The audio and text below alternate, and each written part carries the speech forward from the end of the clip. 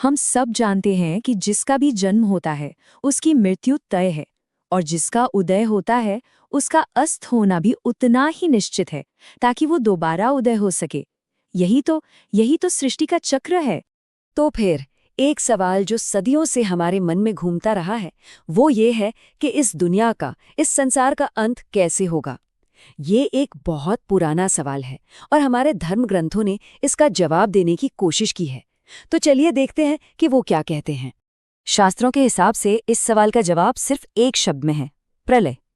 लेकिन ये सिर्फ एक अंत नहीं है, बल्कि ये एक पूरी प्रक्रिया है, एक तरह का कॉस्मिक रीसेट। तो आखिर ये प्रलय है क्या? इसका सीधा सा मतलब है कि जब पूरी सृष्टि, पूरा ब्रह्मांड अपने मूल स्रोत में यानी परमात्मा में वापस समा जाता है, तो ये कोई परमानेंट डिस्ट्रक्शन नहीं है, बल्कि एक तरह की घर वापसी है। देखिए, ये पंक्ति इस बात को कितनी अच्छे से समझाती है। ये अंत नहीं, ये विलय है। विनाश नहीं, बल्कि अपने स्रोत में वापस मिल जाना।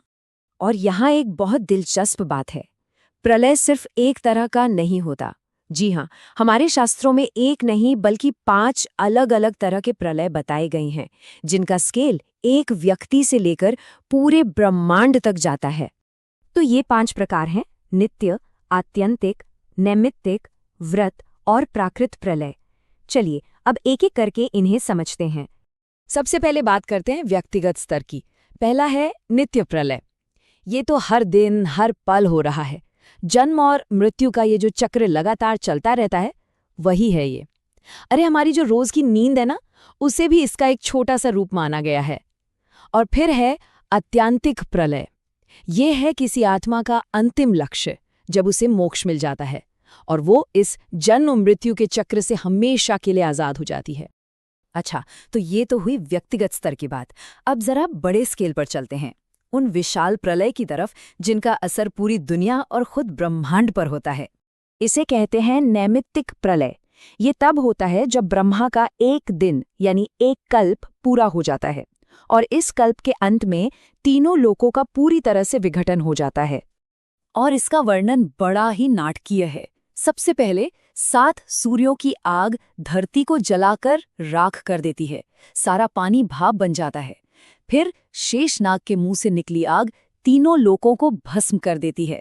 ऐसा लगता है मानो पूरा ब्रह्मांड एक दहकता हुआ मिट्टी का बर्तन हो।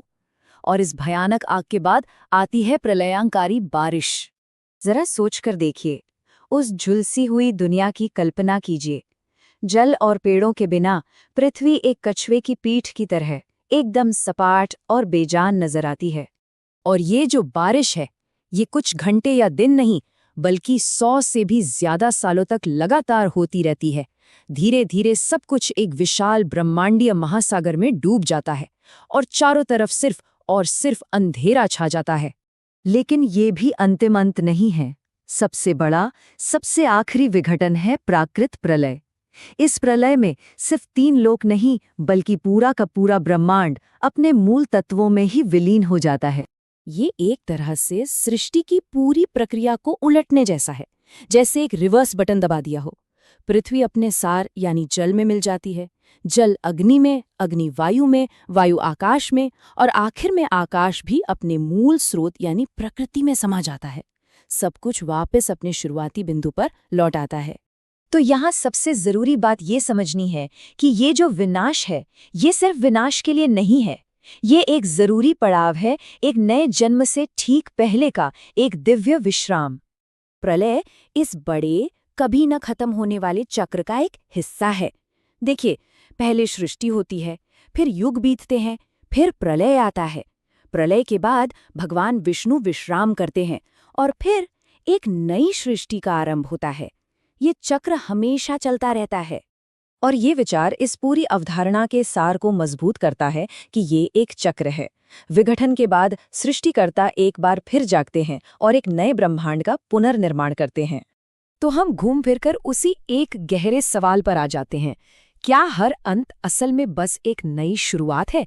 क्या हर द एंड एक नए अध्याय का बस पहला पन्ना है? ये एक ऐसा विचार है जो हमें चक्रों, अंत और नई शुरुआत के मतलब के बारे में सोचने पर मजबूर कर देता है।